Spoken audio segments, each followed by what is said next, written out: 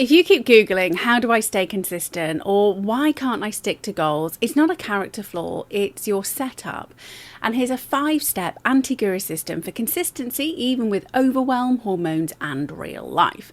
And here's what you'll uncover in this episode: why needing motivation is a trap, the real reason you fail at goals, how to build a system that survives hormone stress, kids, overwhelm, and real life, the 2-mode brain problem and why fear hijacks your priorities, a 5-step anti-guru system to make progress inevitable even when you're not feeling it, and a 7-minute exercise to create a bad day version of your goal that still counts. So yesterday I went up the stairs 5 times before I actually got the food for my juvenile tortoise Henry. He lives in a mini greenhouse in my office, which is one of those things that seems normal until you say out loud. Anyway, it wasn't one of those walk into a room and forget why you're there moments. It was way worse than that. It was my brain doing that thing where the least important tasks keep bumping themselves up the mental ladder, like they have a VIP wristband.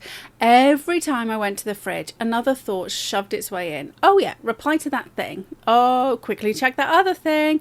Don't forget the washing. Then I walked into the office and I saw Henry. First he stared at me like I was evil. Then he went full throttle, racing across the enclosure, trying to kamikaze himself, climbing the sides, digging his claws into the plastic, hanging on for dear life like a tiny prehistoric hostage negotiation. My response, fuck's sake, then back down the stairs to acquiesce to his demands. And while slicing up cucumbers, doing my level best to only chop food items and not fingers, I had this light bulb moment. If something as basic as feeding the baby tortoise can get pushed down the list by things that are objectively less urgent, what on earth is happening to all those audacious plans that I made at the start of 2025? And yes, 25, not 26, because 12-month goals are for wussies. And then curiosity kicked in. Is there a way a non-narcissistic psychopath can keep their dreams front and centre without forgetting about them the second that life happens? And I ignored it because I had a day to get through. And because decades at school plus the non-stop perfect life influences on the internet have brainwashed us into believing the answer to all of our problems is to just be more disciplined, which is far easier to say than do, especially if you're not the person who notices the kitchen needs cleaning before you're allowed to make yourself a cuppa. So like clockwork, a few hours later, the consequence arrived, and not in like a dramatic way, in the most annoying way possible. I'd been busy all day and I still hadn't moved the needle on anything that actually matters. Shoulders up by my ears, jaw clenched, that wired but tired fizz in my chest, and the inner monologue started its usual nonsense. How have you not managed to do XYZ yet? I told you you shouldn't have had that extra 10 minutes in bed. You're running out of time. And then I stopped. Dogs on lead, out the door. Walk first. Then I journaled, and not a doom scroll of my failures, a recalibration.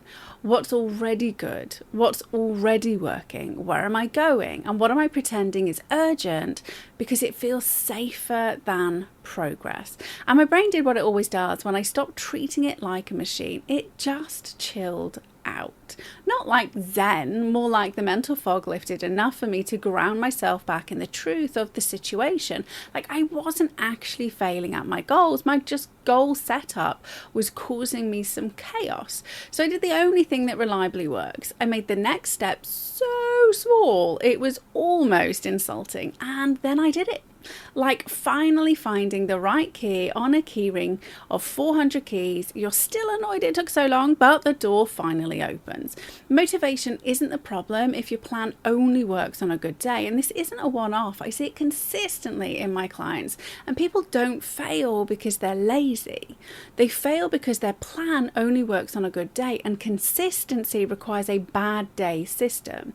A good day where you slept, your hormones weren't staging a coup, nobody needed you, and you weren't carrying the emotional labour of the entire household like it's your second job. That's not a plan. That's a vision board with admin.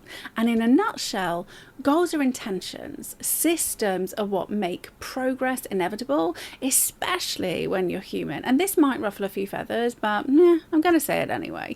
Most goal advice on the internet is written by men, for men, and then sold to women like we're just undisciplined men in mascara. No. Women and men are not wired the same, biologically or socially. That reflex to put the group first, the need to just quickly tidy the kitchen before you do something for yourself, that's not you being broken. That's you being a functioning member of the species. And if women didn't prioritize the social group, the children would have died.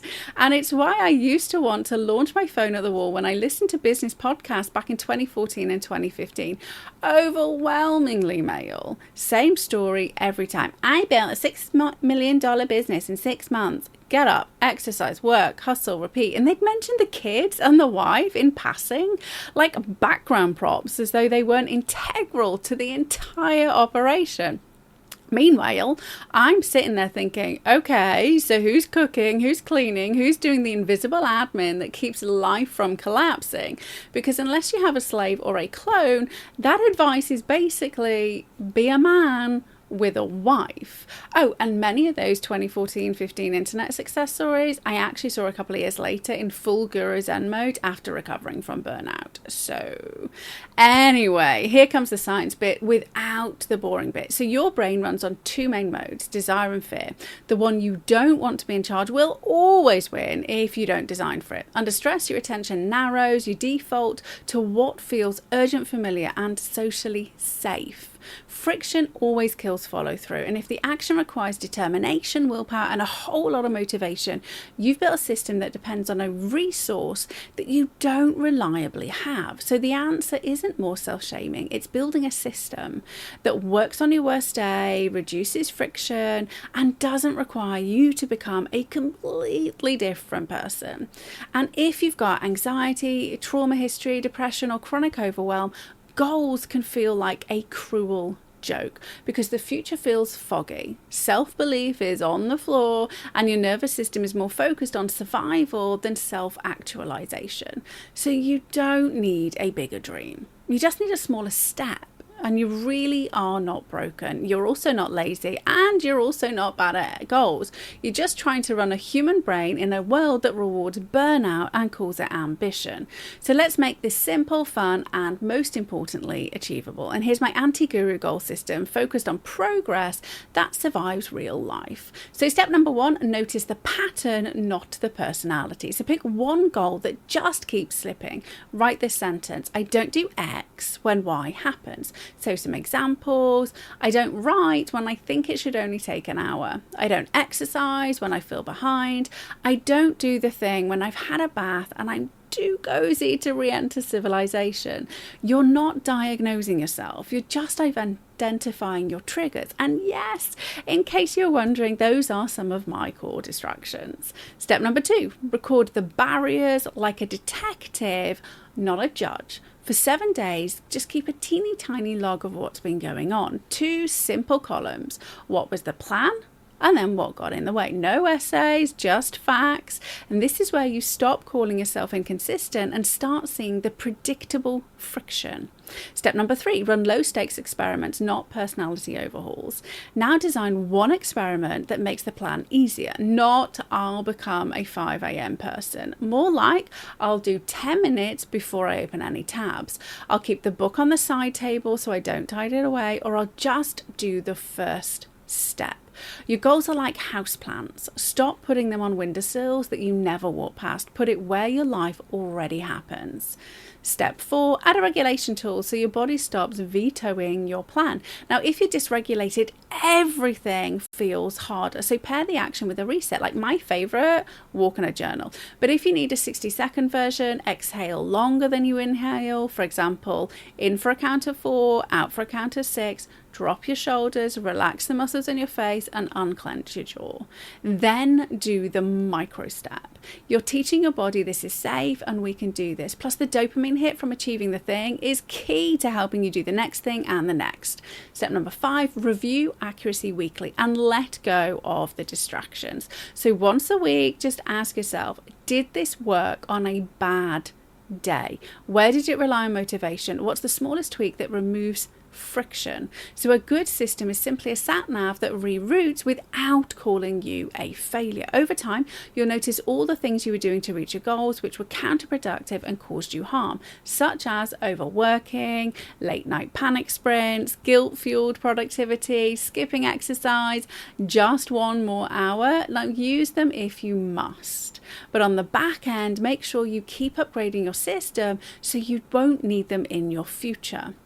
And here's the 7-minute bad day version exercise. So do this today. Set a timer for just 7 minutes. Write your goal in one sentence. List the top 3 reasons why it fails, and for each reason, write a bad day version that still counts. So for example, if I'm hormonal, I will do just 2 minutes. If I'm in the bath abyss because it feels safe, I will do the first step only. Or if I underestimate time again because I'm an optimist, not a mathematician, I will set 45-minute container and stop when it ends. And this is how you build a system that works when you're not in your best self cosplay. This isn't about being productive. It's about being the kind of person who wakes up feeling like you're on the right track. Not because you're perfect, because you built a system that respects how humans actually work, especially female humans. P.S. If you keep copying goal advice from people with completely different wiring, you'll keep getting the same result: guilt, inconsistency, and a tortoise judging you from a greenhouse. Now, if you want a system that fits your brain, start with the emotional state that you're in. So take the happiness archetypes test, completely free. It tells you what's driving your stress loop, fear versus desire, what derails you, and gives you a personalized 7-day kickstart that's designed to work in real life, not in a fantasy where nobody needs you. Links in the show notes below.